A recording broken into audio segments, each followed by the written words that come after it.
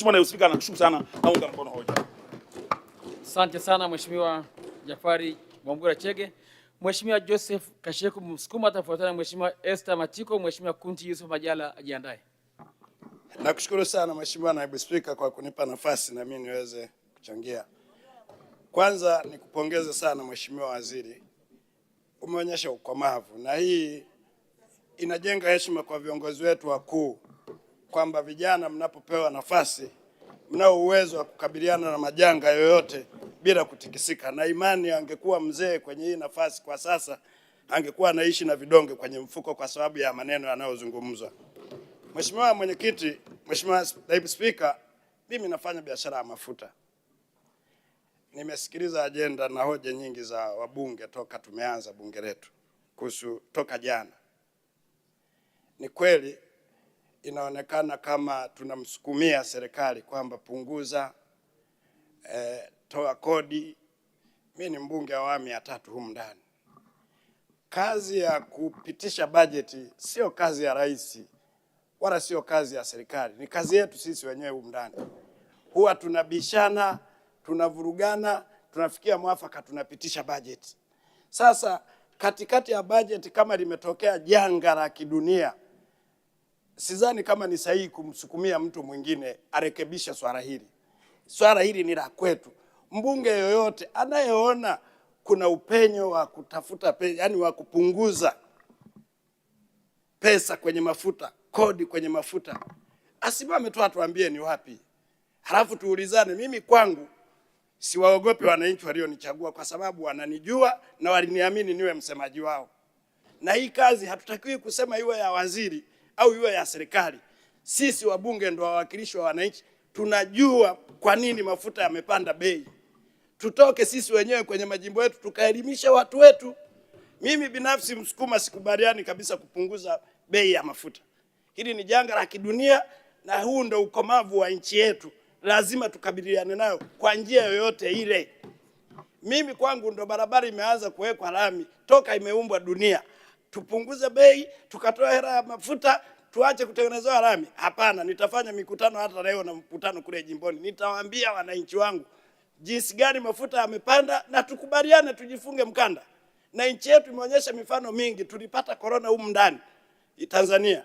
Sisi wabunge humu mkono wenzetu walitangulia mbele za haki, tulikuwa tunakaa na maplastiki puani. Lakini tukasevu, hatukuyumba, nchi zingine ziliumba. Sasa mtu tunakimbilia kusema tupunguze bei ya mafuta. Kuna nchi pamoja na kupunguza na kuweka incentive bado hawana mafuta. Bado na bei ni kubwa kuliko. Kwa hiyo niwaombe ndugu zangu wa Tanzania, swala hili sio la kumsukumia mtu. Na mimi nawaambia hata mnao tafuta urais huko mbeleni, hii ndo kazi ya urais. Huko mbele kuna majanga mengi yatatokea kwa sababu dunia inaenda kasi. Ni vizuri mjipange. Sisi wabunge tutoke tuseme sio swala la waziri, sio swala la rais, ni swala letu sisi wabunge. Twendeni tukaelimisha watu wetu. Tusije tukaingia kwenye mtego wa kina Heche wa kusema tupunguze kodi. Tulipitisha hizo kodi tukiwa nao humu ndani. Mimi nilikuwa mbunge. Tunapunguza sehemu gani? Sisi wenyewe ndo tunaomba tuongeze shilingi kwenye nini, tuongeze shilingi kwenye nini. Niwaombe waheshimiwa wabunge, tukubaliane kwamba hili ni janga la kidunia. Tumuombe tu na kumshawishi ndugu yetu Trump aregeze ili mafuta yaweze kushuka bei. Kwa hiyo nikuombe sana Mheshimiwa Waziri, wala usiwe na wasiwasi. Watanzania walio wengi wanakuelewa. Hatuwezi kutoa kitu sasa hivi. Kila mbunge anayesema tupunguze mafuta, mwisho wa siku anaeleza nataka transformer, nataka barabara, kwangu hakuna maji. Ukisikiliza maswali, hizo ndizo pesa tunataka tuingie mtego. Sisi wa Tanzania na sisi wengine wabunge wa CCM tumeandika ilani yetu, tutaitekeleza kwa bajeti ambazo tumezipitisha. Tusiingie huo mtego. Ingekuwa ni janga ambalo liko Tanzania peke yake, mtu yoyote angejua sasa kwamba kweli tunatakiwa turekebishe wapi ili tuweze kwenda mbele. Lakini kwa sasa ni kuombe sana Mheshimiwa Waziri. Na mimi nafanya biashara ya mafuta. Mafuta narudia na mimi kusema kama Mtanzania mfanya biashara ya mafuta. Mafuta yapo. Wala msiwe na wasiwasi. Mafuta yapo. Wala sisi hatuna wasiwasi. Nikuombe sana Mheshimiwa Waziri, endelea kwenda na msimamo wako. Simama imara na watumishi wako wa wizara, tuendelee kupata mafuta. Haijalishi bei. Tungekuwa tuna bei kubwa na mafuta hayapo, hilo ndio tatizo. lakini kwa sasa nadhani nchi iko salama, tunaendelea kukuombea Mungu.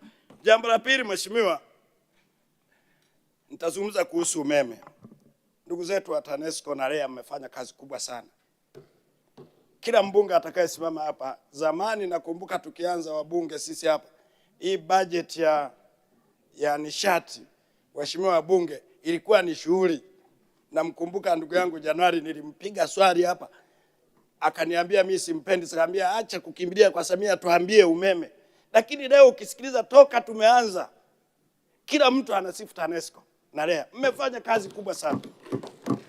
Kutoka kwenye umeme unaokatika wiki, leo ukikatika tunajua ni sababu ya miundombinu, labda nguzo imeanguka, na tunataarifiwa na mameneja wetu. Kwa kweli tunakoenda ni kuzuri. Wa Tanzania tuendelee kuunga mkono serikali yetu.